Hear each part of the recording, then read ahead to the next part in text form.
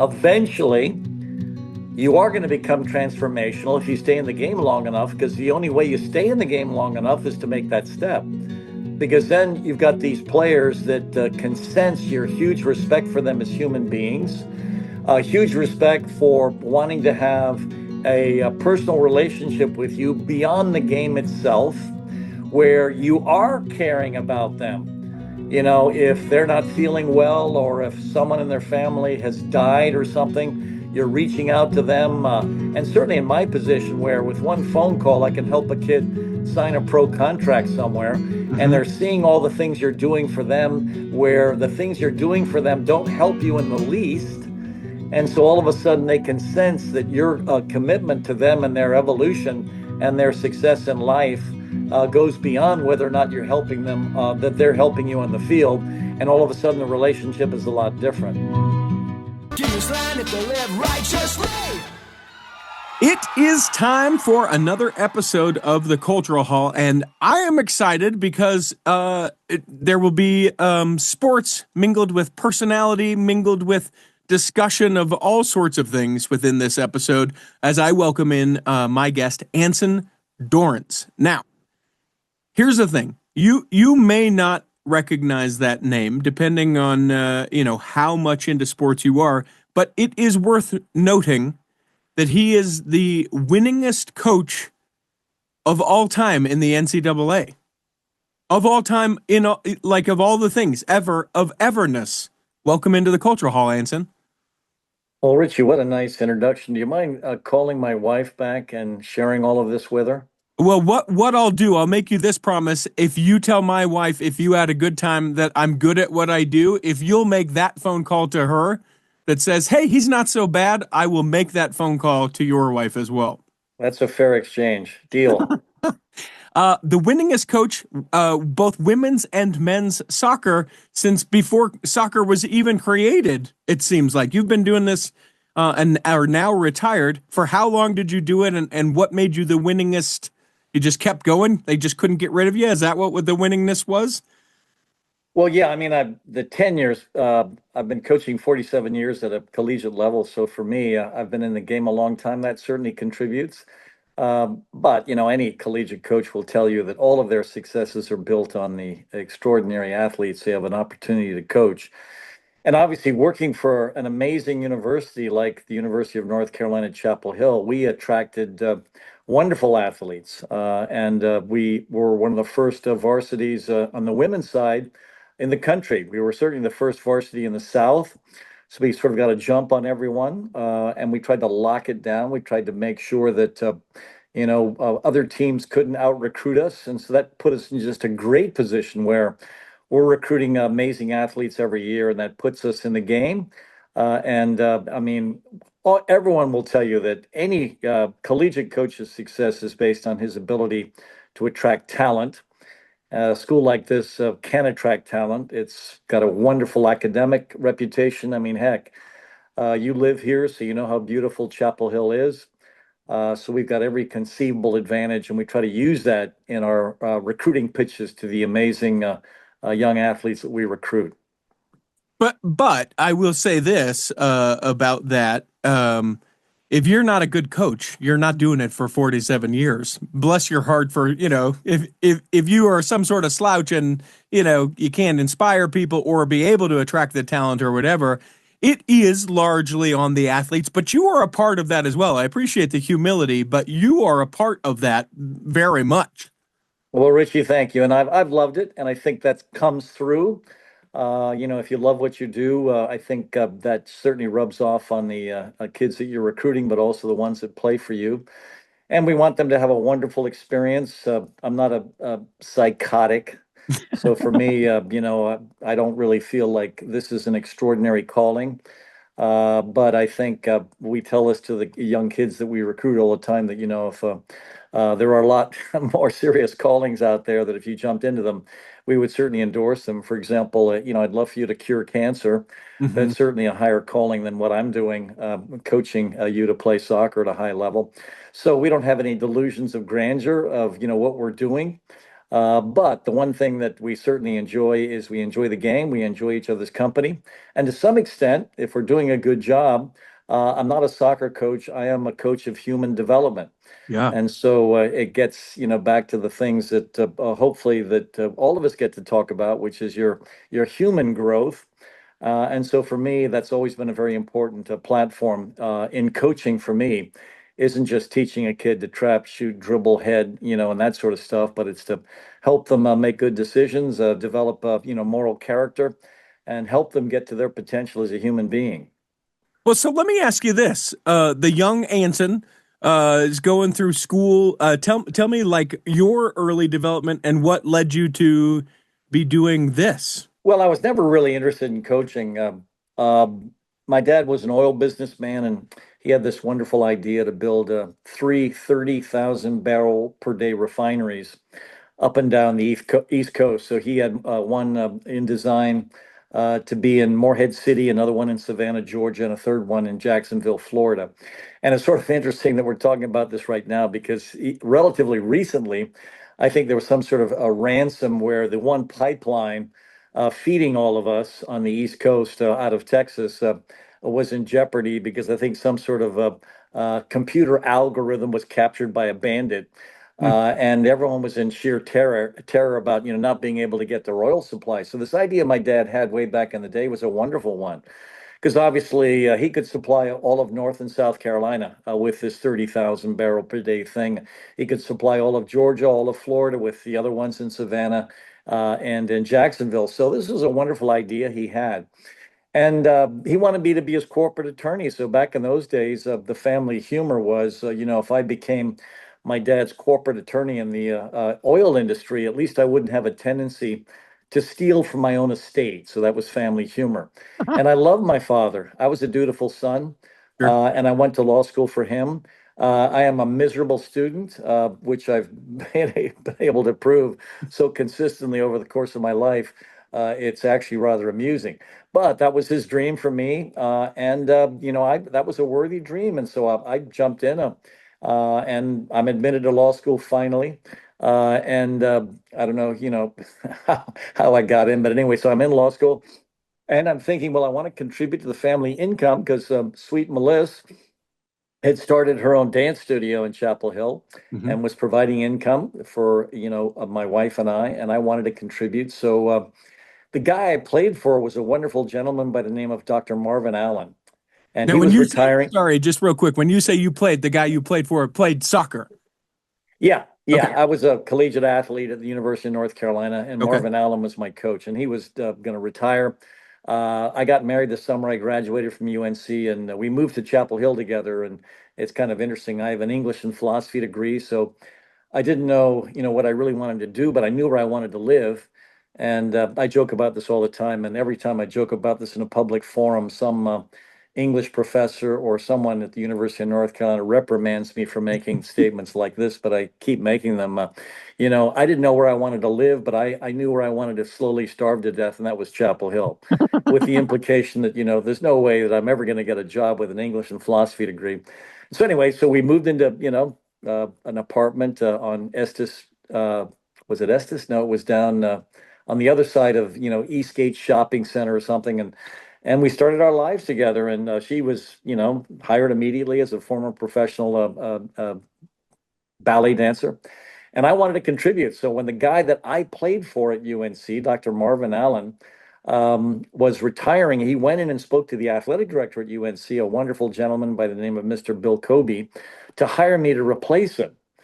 And Wow. my coaching resume was nothing. I was a rainbow soccer coach. Rainbow Soccer is a co-educational recreational soccer league in Chapel Hill where score isn't kept. It was started by a wonderful hippie friend of mine by the name of Kip Ward that I played with at UNC. And this was his league and his dream. And he wanted me to be one of his lieutenants. And so I was coaching in his recreational soccer league. And all of a sudden, I go in to speak with Mr. Bill Kobe, and I think he's going to ask me who to hire to replace Dr. Marvin Allen because I knew Marvin was on the verge of retiring. And I had this whole list of the top coaches in the country to hire so that North Carolina could become an extraordinary soccer power. And I come in and I don't get to suggest to anyone. He offers me the job on the spot, and I am just Wow. gobsmacked. I have no coaching experience at a level beyond rec soccer. So I go from rec soccer to the top of Division One, and now I am so young. I am coaching guys I played with. So it wasn't like they had to call me coach. Are you kidding me? The guy, a couple years ago was my left half. I was the center half. This is my left half. Mhm. And am I going to ask him to say, yeah, I'm sorry, Jeff Griffin, who by the way is now my stockbroker. You have to call me Coach Dorrance. Are you kidding me? No. So it was Anson, so I had a very informal relationship with these guys my own age I was coaching. And I was going to law school. I was taking a course shy each semester in order to coach.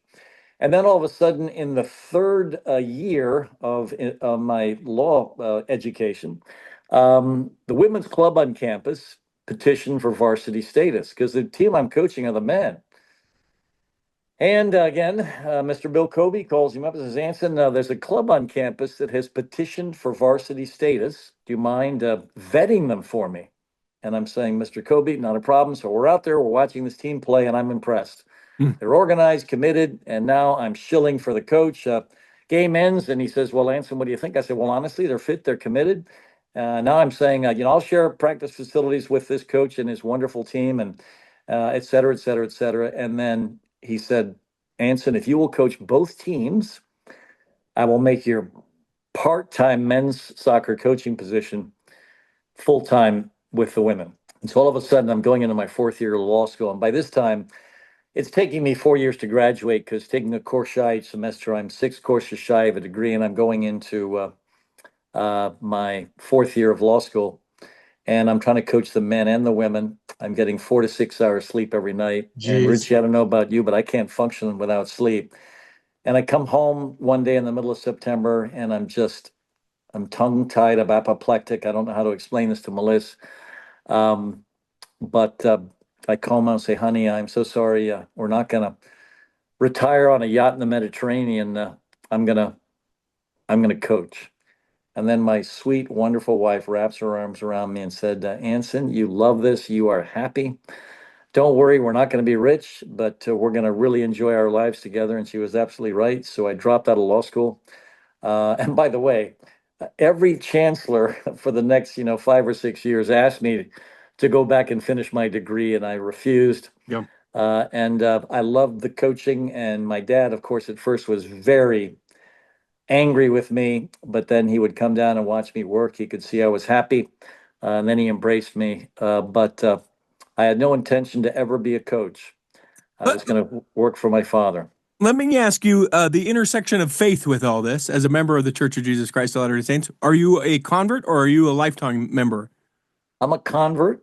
In fact, it was during this early uh, part of my early days of my marriage when the I'm selling life insurance in between graduating from UNC and coaching the team at the University of North Carolina and going to law school. So there's a two Sure. year stretch I when love, hold on. I love that in all this, you're like, yeah, so I'm also an insurance agent and both a division men's and a division women's, and I'm in law school, and I'm also putting out a patent, a trademark for an oil thing with my dad. Like, it just seems like you're doing so much that one of these no, high potential, just high level kind of things. It's incredible. Just to give you that recognition. Go well, no, ahead. no, no, I'm just I don't want to avow any of that. I didn't do them all at the same time. Okay, I graduated from UNC in 1974. And then, of course, I was at first working for Kip Ward, the guy who I was a lieutenant for in coaching the Rainbow Soccer League. He had a press called the Loom Press.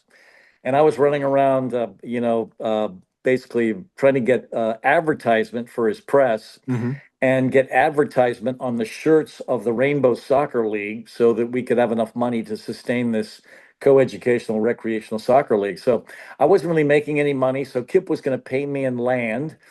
He owned a lot of property right outside Chapel Hill. So I was working for land. And of course, that means that I was slowly starving to death with my English and philosophy degree. So Yeah. even though I am reprimanded on a regular basis from my English professors and et cetera, my philosophy professors, yes, I am slowly starving to death. I'm kept alive by a woman that was hired. that where she was making an income. But no, I'm not making any real money. So finally, I felt like I had to contribute. So I went to Snelling and Snelling, like uh, hiring agency or something. This company could get you a job. So I went in and took a qualification test to see what I could do. And certainly there were a lot of things I couldn't do. I couldn't be a nuclear physicist, or Sure. I couldn't be a rocket scientist. And so what was I left with after I took this aptitude test? Well, yeah, salesman. Yeah. So yeah, that's what you can do. Oh my gosh, you're a salesman. I'm thinking, okay.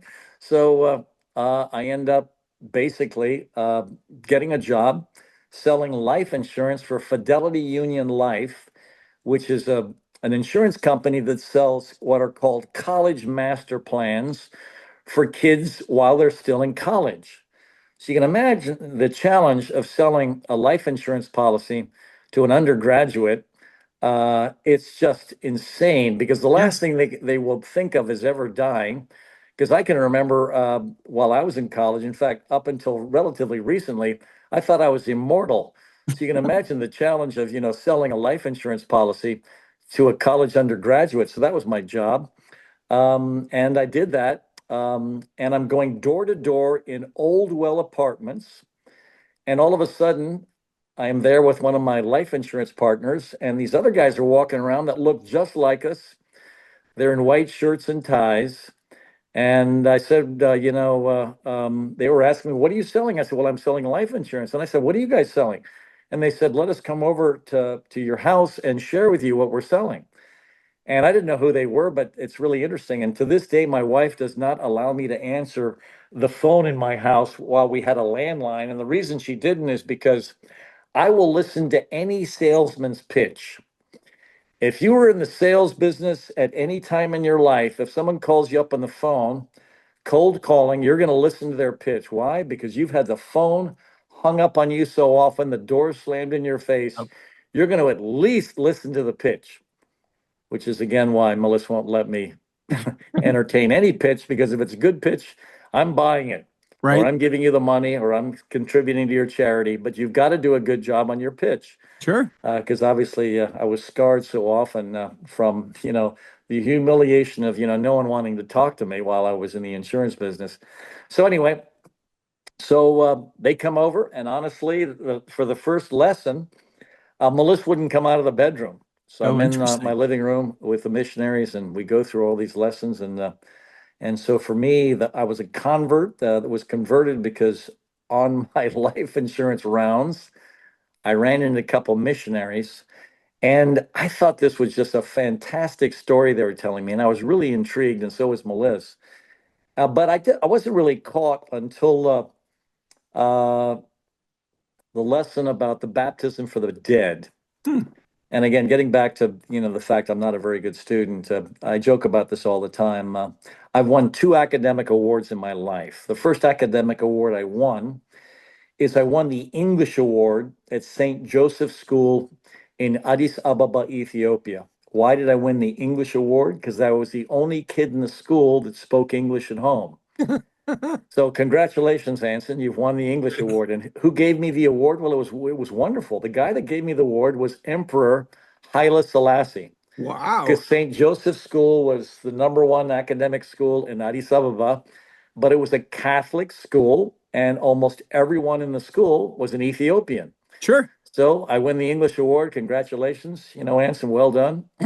And then the only other award I've won was the religion award at La Ville Saint Jean in Fribourg, Switzerland. The religion award was my 4-year average in religion at a Catholic boarding school in Fribourg, Switzerland.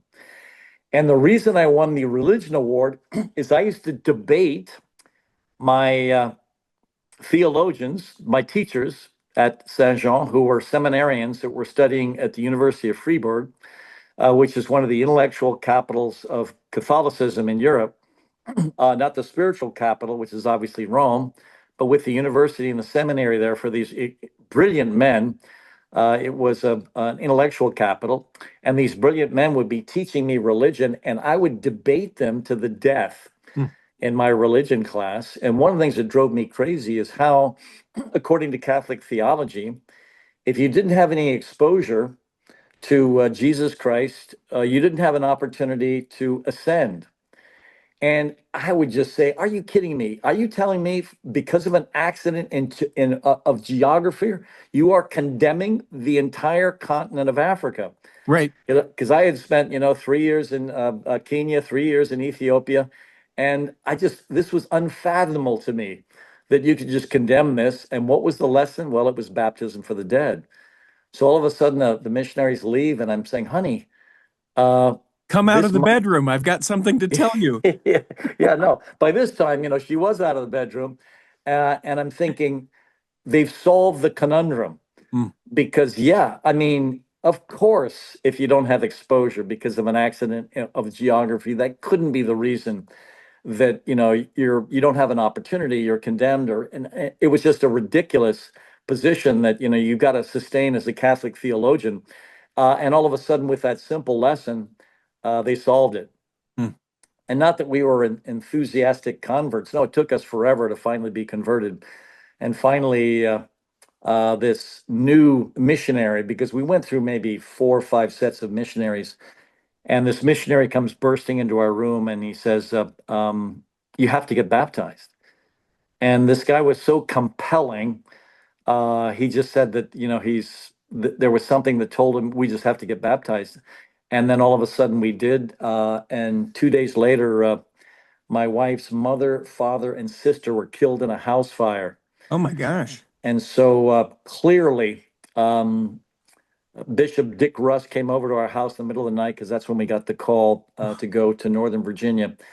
And I'll never forget him just rushing into our home. And you can tell he had rushed to come over because when he had shaved that morning, it was like he took 3 swipes and there were sections of beard between the swipes.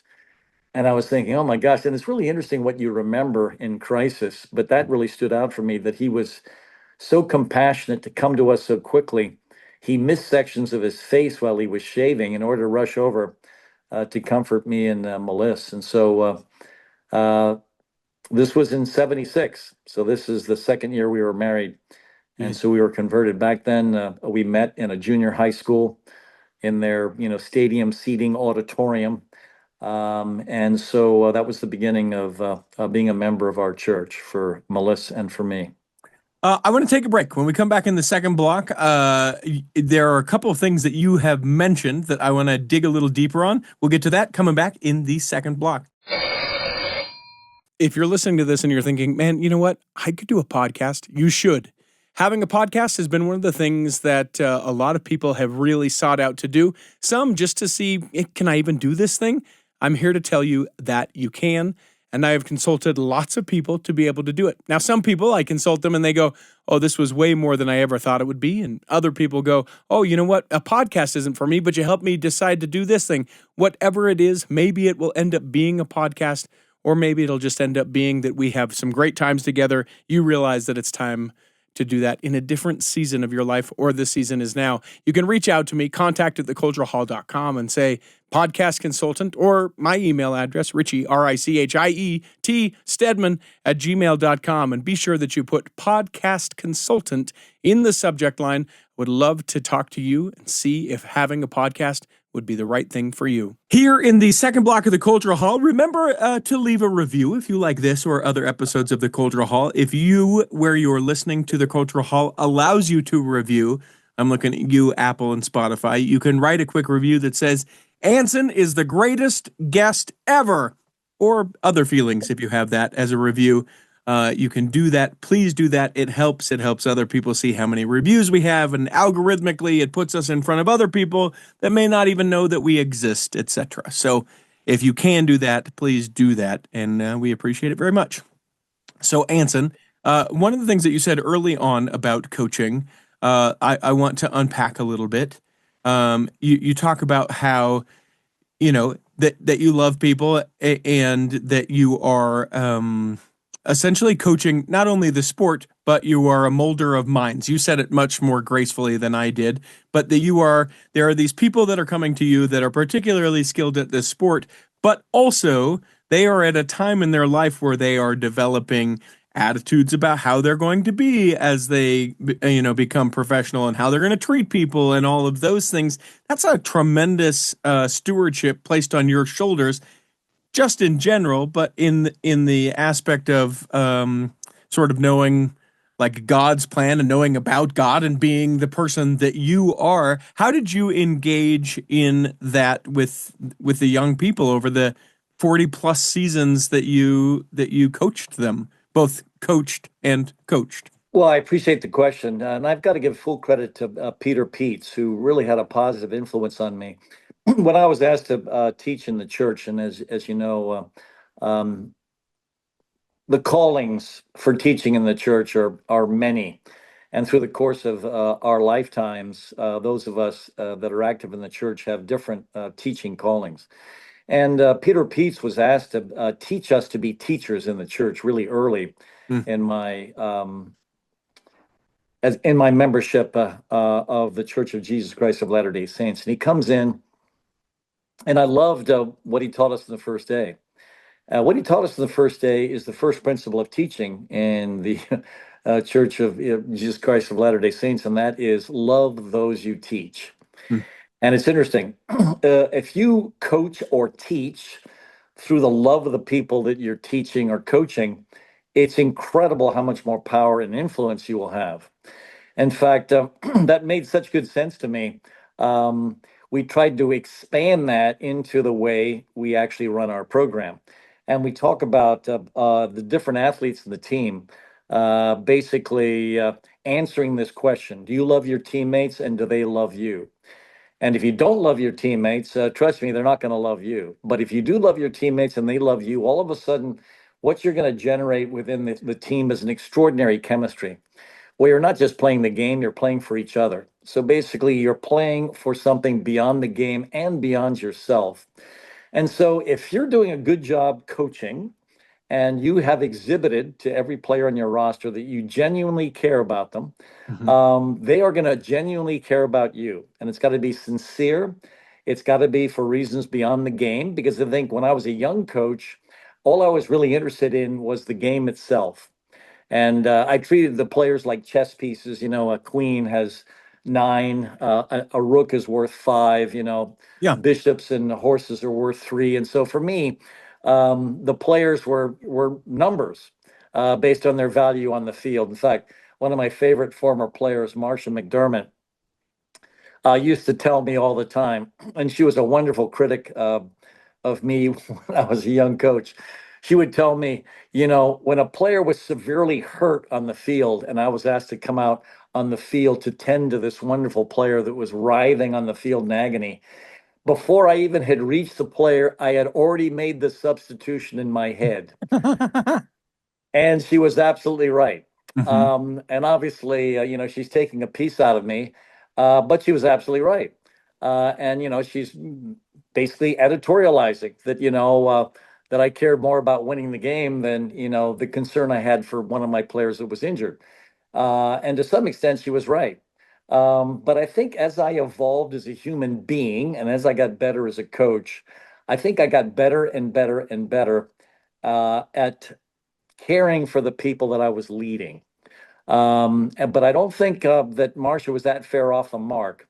When you're a young coach, I think the huge fear you have is that you're not any good. And you haven't Sure. proven yourself because You have you're no young. track. You have no track record. You may not be any good. That's correct. You don't know. So you're incredibly insecure. And so when Marcia McDermott is making these early criticisms of, basically asking me, do you have a heart, Anson? Do you have a soul? I mean, no. I mean, she's basically saying, no, you are so competitive and you want to win so badly. You've already made the substitution in your head before you've come out there to tend with the injured player. And again, as I mentioned earlier, yeah, she was absolutely right because I hadn't proven myself.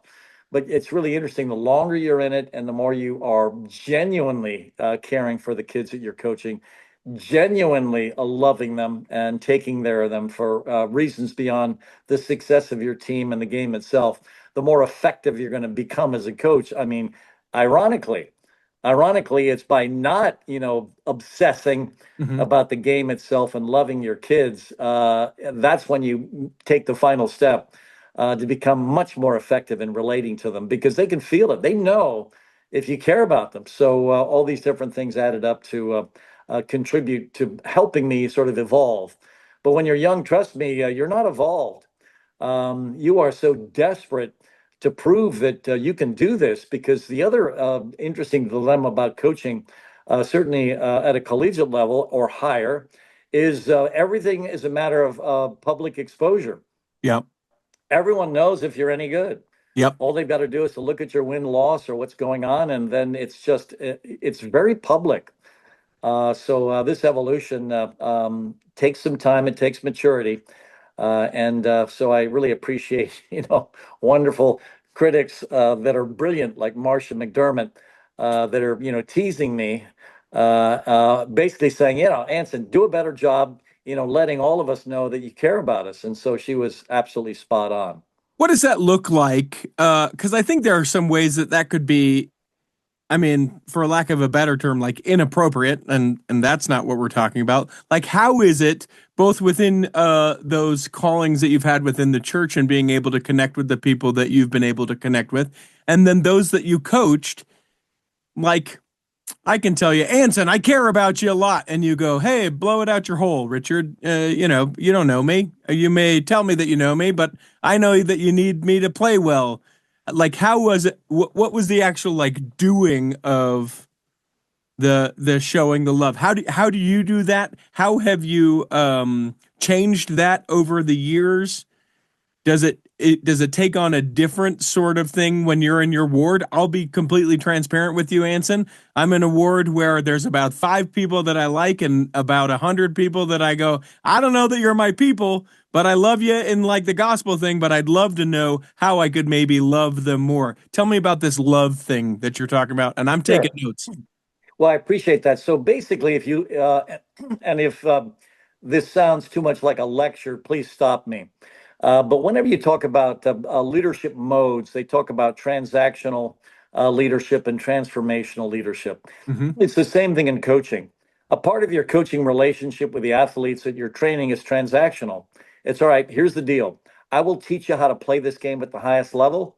And what you're going to do for me is you're going to kill yourself and help me become a winner. That's transactional. Sure. I'll help you become a better player and you'll help my win loss. Mm-hmm. And obviously, what I'm telling you is that's the way I think all coaches start. And even though I've gone to seminars where these people are trying to get me to say no, you have to jump in at a transformational level as a leader first. And I'm thinking to myself, I just don't think that's going to happen. I think when you're young and you start coaching, it is transactional at first, unless you're older and wiser and you can jump in at a transformational level. Transactional coaching is the way you begin in coaching just to see if you're any good at all.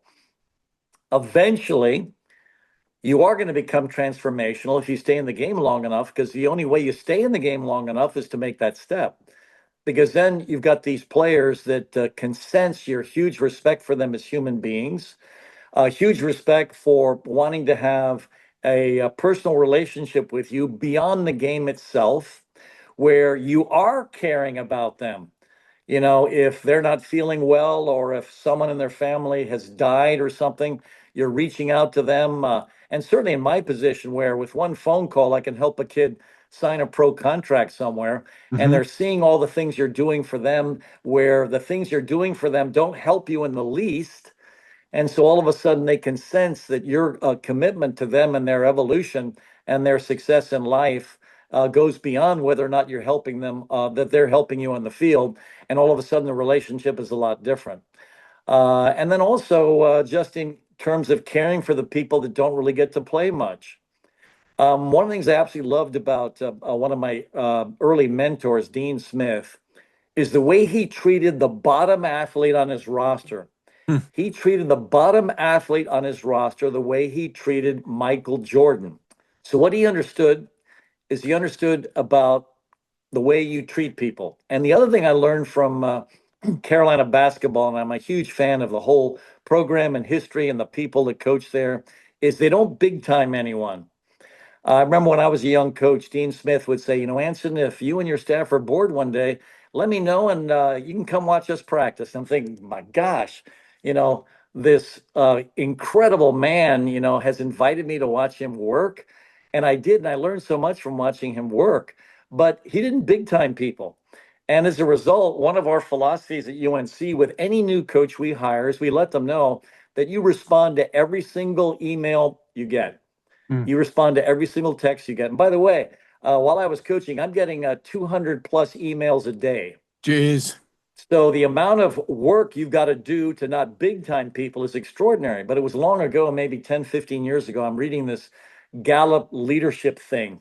And it tells you if you want to be a genuine leader, you have to respond within 48 hours Oof. to everyone that tries to reach you. And so if you're getting 200 emails a day, now obviously I'm not responding to every one of those. We silo them so that, my goalkeeper coach is responding to these. One of my assistant coaches is responding to these. Another assistant coach is responding to these. My director of operations is responding to these. So we're siloing it. But still, even in the division of sending these emails to my staff is time consuming if you're getting Sure. 200 a day. And then obviously some of you are responding on your own. So the thing I loved about watching Dean Smith and his staff work, they never big timed me, and I couldn't help them. I mean, one of our definitions of class and our core values is class is the way you treat someone when they can do nothing for you. Mm. I love that. Dean Smith was class. I could do nothing for him, and yet the way he treated me, in fact, this is famous. Whenever I'm introduced now, if I'm speaking publicly somewhere, the guy will find that Dean Smith, when one year we're trying to hire a new football coach, when asked this question by the press, he was asked, Coach Smith, don't you think it's going to be difficult for us to hire a football coach at a basketball school? And what he said is, "Oh gosh, no, you're mixed up. We're not a basketball school. We're a women's soccer school." Jeez. That made national news. That went viral. I mean, for Dean Smith to basically say that we're not a basketball school and to attribute the sort of school we are, that we are a women's soccer school, are you kidding me? That helped us in recruiting. It gave us national publicity. And that was an example of Dean Smith not big timing anyone, to understand that, we're all in this together and he's going to help me at every opportunity. And he is just such an incredibly gracious man. So we wanted to not big time people as well. So the way we treat everyone is with huge respect. We're going to try to relate to everyone on our roster, not just the kids that are starting and scoring goals and winning national championships for us. No, we're going to treat everyone with huge respect. We're going to have different ways that we're going to respect them, their academic success, their ability to represent us at a very high core value level. We want our kids to have a principal center. And so, for all these different ways, we want these kids to be recognized, and we'll recognize them at every opportunity because they are going to be great examples of how you should be a wonderful human being. I want to just interrupt here real quick. When you were talking about Dean Smith and you used the example of Michael Jordan for a moment, I was like, oh, he's being hyperbolic. No, literally, that was the coach of Michael Jordan. I thought that was significant for people who don't know that part of sports. I think that that's significant. It wasn't just like, so someone, your star like Michael Jordan, literally Michael Jordan. So that was the application as far as that goes. Uh, but then the second thing that I want to just kind of jump in here is, um, it is caring at a level, and I even wrote down the class is the way that you treat people when they can do nothing for you. Jeez, that's just incredible, just an incredible thing. When we look at this, with the people that we interact with just as human beings, you're not a coach anymore. I know that you still do, I would imagine, a lot with the university and some of those things, but just as a principle of like the way that you interact with people, there are these lessons to be learned. How are you treating the people in your ward, the people in your neighborhood? How do you show up as a classy person to be able to do that? I think that's a tremendous lesson that we have couched it in sports, but it's like be a classy, that's a term we don't even use that much, but be a a classy person. Yes, no, and you're absolutely spot on. So for me, yeah, you want to not just have a principal center, you want to Mm-hmm. live it publicly. And a part of living your principle center publicly are the way you treat the people around you, and the way you treat everyone around you, not just your boss or some rich guy that you need something from. No, I mean, the people that work hard for you, and the more humble people that surround you that we run into. I really loved, as a former Catholic, I loved what the Pope said, just days before he died while he was living in the hospital. He was talking about how he's in this hospital and he really admires the way, the Jewish doctors treat the Muslims that come into the hospital. And basically he's going through, and of course, the way he admonished Trump Mhm. about the way Trump is treating, the immigrants in the United States. And so I love, when these great men are teaching all of us on how we should treat the people around us. And so, as we all know, our culture right now in the United States is becoming so tribal. And a part of the tribal nature is to support your tribe and vilify the members that aren't a part of your tribe. And Yeah, so here's the Pope trying to teach us how to treat the people around us.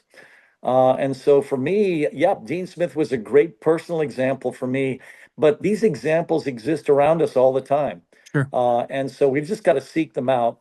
And we've got to figure out ways for these best people to serve as examples for all of us.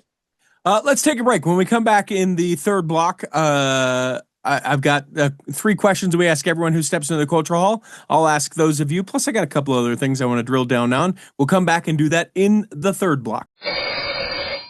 Let me take just a moment to tell you all about bestdjinutah.com. That is the website where you can learn all about me. Oh, sure, you probably feel like you know me, but you know me in the cultural hall sense. I have a DJ company, now 6 of us strong, great event hosts, MCs, and DJs that can be able to make whatever event you have coming up absolutely spectacular, and hope you will reach out to us. Now you're thinking, well, wait a minute, Richie, I don't live in Utah. Would you travel? Absolutely, I would travel. Would they travel? Absolutely, they would travel. Whatever your event is, doesn't have to be a wedding or a community event. We can do all sorts of things. I can teach you line dancing. I can dance with you. We can do partner dancing. We can do all kinds of things, but we can't do any of it if you don't hit me up. You can go to bestdjinutah.com. You can fill out the form to get more information or get a quote, and then I will get right back to you. Find out why I'm so busy and why sometimes we don't get episodes of the Cultural Hall. It's all because of bestdjinutah.com.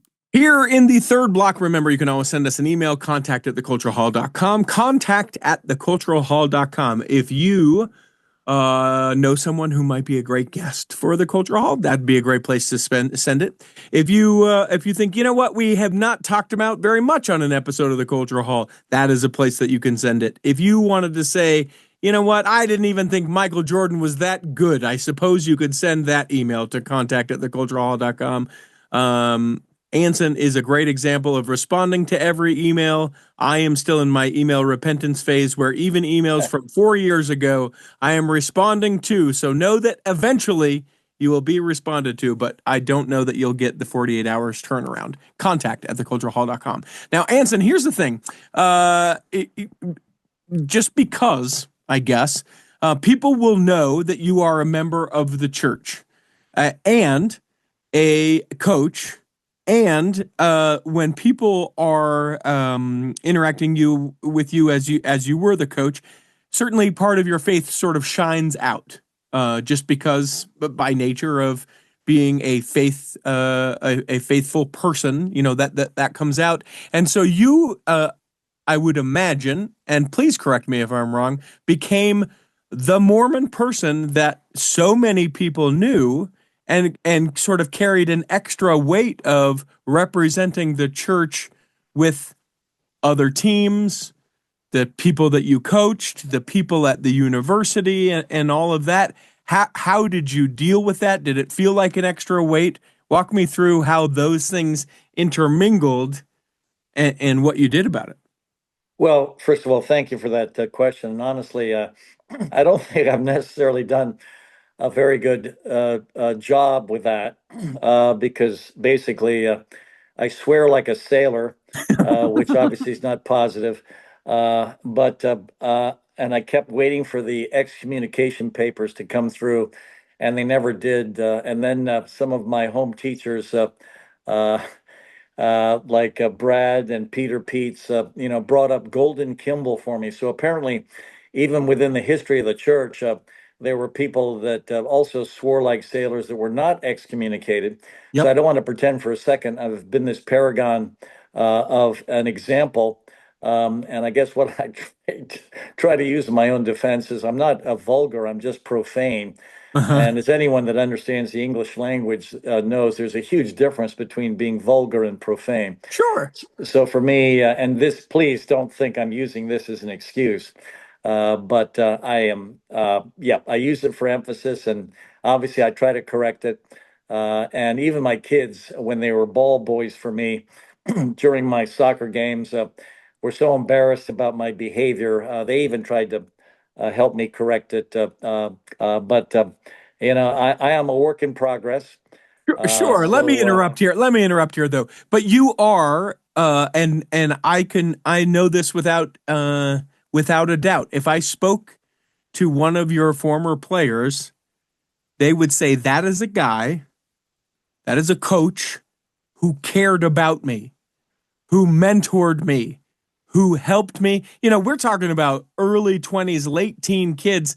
Man, I think about some of the crap I did when I was that age, and I am literally lucky to be alive.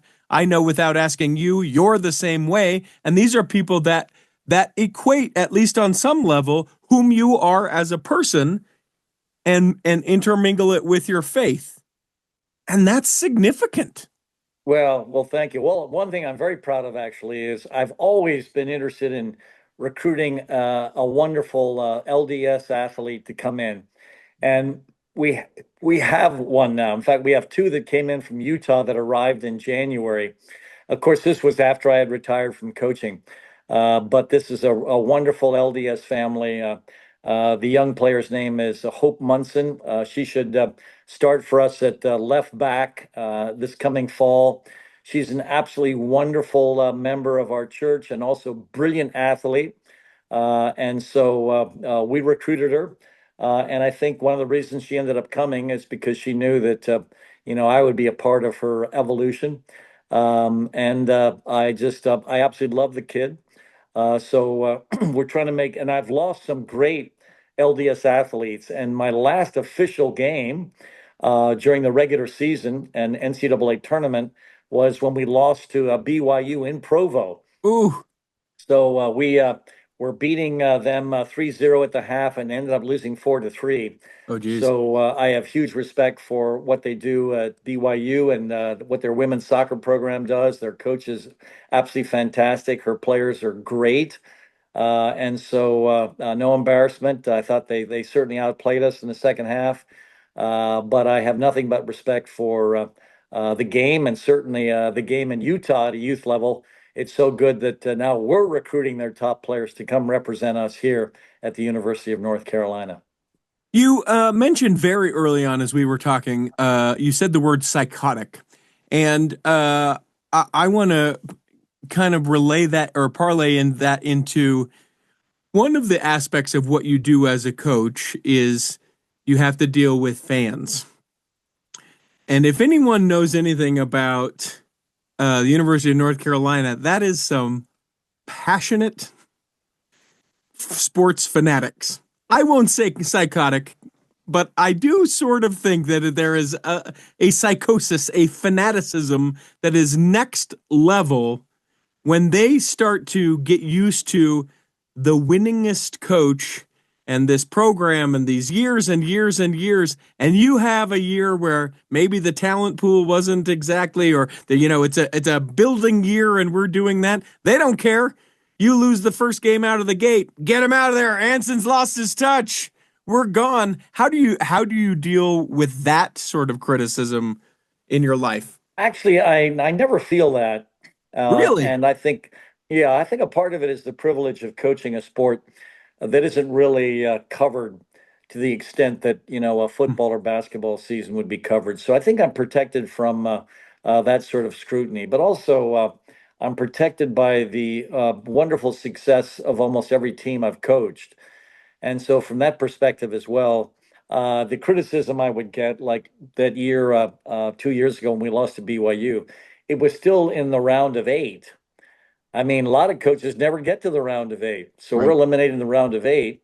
And of course, it's the season's considered an abject failure because we're so used to getting to the Final Four or playing in the national championship game. So the standards that we are scrutinized through are ridiculous standards that we've set for ourselves. It's not a standard that anyone else can set for us because no one else has that standard. They all could aspire to have that standard, but Sure. they don't really have a track record proving that that's a standard worthy of them committing to because they very rarely reach it. So we're in the luxurious position of having a talented enough roster every year to compete at such a high level that the expectation is to at least get to the Final Four and to have a run at a national championship. And so when we're eliminated in the round of eight, that is considered for at our level and for our standards an incredible failure. Hmm. But very few people would consider it that just because getting to that round in almost every NCAA sport is an achievement. Yeah. Heck, in baseball, it's called the World Series Right.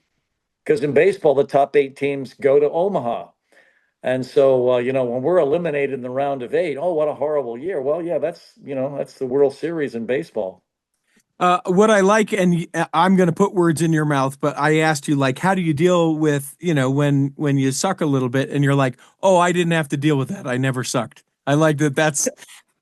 That is basically what you just told me, and that's fine. I love it. I'm here for every bit of it. High achiever, high earner, all that stuff. Let me ask you. There are three questions that we ask everyone who steps into the cultural hall, and I will ask those of you now. The first question is do you have a calling, and if so, what is it? Well, I do not have a calling. My favorite calling was a youth advisor. Okay. And why was that my favorite calling? Because obviously that's what I do. I am a youth advisor for, a collection of, 26 to 32 soccer players every year. So I've always done that. So giving me that calling in the church was a wonderful calling. My most terrifying calling was gospel doctrine teacher, because obviously as a convert into the church, I had no gospel doctrine. And so for me, I was just stressed out of my mind. And then when Mm, obviously try to teach through the people in the room that had a much better understanding of the scriptures and had tremendous depth.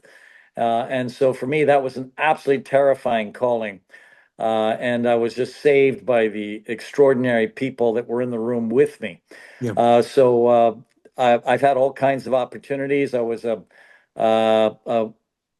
remember the old uh, what's the quorum beyond the elders quorum before they Oh, dissolved again? high priest quorum. Yeah, I was a high priest leader for a while. Okay. So that was kind of fun. And then I was a high priest counselor for a while, which led me to become the high priest leader. My wife has been Relief Society president. When your wife is the Relief Society president, you are drawn into everything under the sun because Yep. obviously she was also working full time. Of course, I was working full time. But as you know, the position of a bishop or the Relief Society president, it's like you've got a second full time job. Yep. It's day And or night. so, It's all hands. There's a reason why they bring the husband in the room and say, are you all right with this? Because guess what? You're doing it too. yeah, no. And, well, she was a wonderful Relief Society president. In fact, right now she's brought in all the time to do different things because of that's on her Mm. church resume. And they should bring her in. She's wonderfully organized, unlike me, by the way.